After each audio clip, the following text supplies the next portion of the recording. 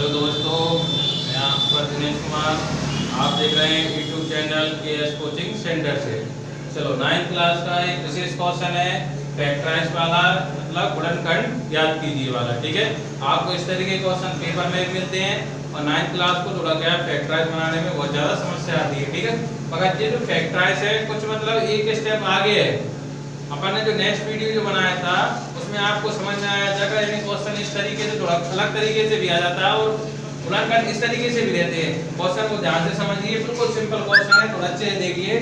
पहला क्वेश्चन लिखा हुआ है, देखो x की घात 3 माइनस 2x की घात 2 माइनस 8x प्लस के कितने हैं 2।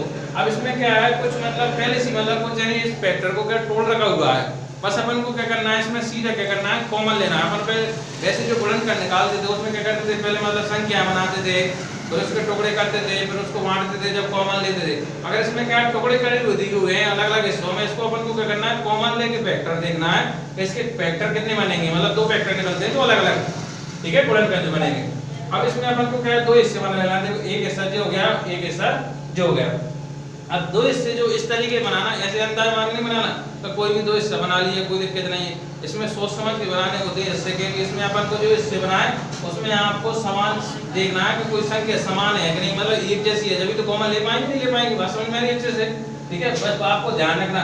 अब इसमें मैंने देखो जहाँ से जहाँ तक मुझे कॉमन देखा इसलिए मैंने लाइन की थी, और जहाँ से अपन कॉमन देखा इसलिए अपन को कुछ ना कुछ एरर देखेगा, जो इधर भी दिख जाएगा और इधर भी दिख जाएगा। देख रही ध्यान से, थोड़ा ध्यान से देखिए, अच्छे समझिए थोड़ा। देखो x की घात 3 है और x की घात 2 है, कहने मतलब ये मैं x की घात 2 को कॉमन ले सकता हूं क्योंकि ये 3 है और ये 2 है इसलिए। ठीक है, तो कहने मतलब ये एक x की घात बच गई क्योंकि जो 3 थी 2 में से कॉमन में आ गई, माइनस से माइनस x की घात 2 कॉमन में चला गया, कितना बच गया, 2 बच गया। अच्छे से देखें, वीडियो को पूरा देखें, कंप्लीट देखें, नहीं समझ में नहीं आएगा। ठीक है, समझ में आ गया। देखो x की घात 2 कॉमन ले लिए, एक x बच गया, माइनस का माइनस 2 का 2, x की घात 2 कॉमन आ गया था। ठीक है, बात समझ में आ गई अच्छे से?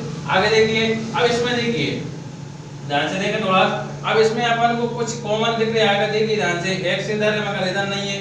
अगर अपन को अगर ऐसी अगर कंडीशन बन जाती है, अगर ऐसी अगर स्थिति दिख जाती है तो दोनों में कुछ कॉमन नहीं, समझ जाओ एक सब में कॉमन रहता है, एक सब का कॉमन फैक्टर है। ठीक है, चलो ध्यान से देखिए, अगर कुछ कॉमन नहीं है तो माइनस है, तो माइनस 1 लगा लीजिए, कोई दिक्कत नहीं। कितना बचा, देखो x माइनस प्लस माइनस और कितना आ गया, 2 आ गया। बस आपको विशेष तौर पर ध्यान रखने वाली बात क्या है, जो अपन चारों में जो कॉमन इस तरीके से बनाया है, वो जहाँ पे कॉमन लेने के बाद में जो समान पद जो आएंगे वो जब भी सही माना जाएगा, अपना कॉमन फैक्टर सही है, ध्यान रखना।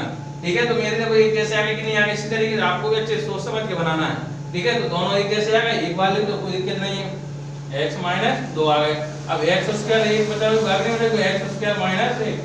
अब ध्यान रखना, जहाँ इसका आंसर पूरा कंप्लीट नहीं माना जाता, ध्यान से देखिए, ये x स्क्वायर माइनस 1 लगा हुआ है, जहाँ पे आइडेंटिटी बनती है a square minus b square, एक बार माइनस में लगा हो जाएगा और एक बार प्लस में लगा हो जाएगा। ठीक है, मतलब देखो एक का अगर मैं स्क्वायर करूं तो अभी मेरा कितना आएगा, एक ही आएगा, इसलिए जब उन्होंने क्या किया सीधा 1 लिखा हुआ है। ठीक है, चलो ध्यान से देखिए कैसे लिखेंगे, x माइनस 2 और जाके कितना लेके जाएगा, एक बार माइनस मतलब x माइनस 1 और प्लस मतलब जो हो गया x प्लस 1, ये इसके गुणनखंड होंगे। इस तरीके का आपको सामने अच्छे से क्वेश्चन को ध्यान से देखिए और अच्छे से समझ लीजिए। पूरा क्वेश्चन लिख दिया है, अगर नेक्स्ट क्वेश्चन आप क्या करेंगे, अच्छे से इसको प्रैक्टिस करेंगे। ठीक है, अगर वीडियो अगर अच्छा लगा हो तो वीडियो को लाइक करें और वीडियो को शेयर करें।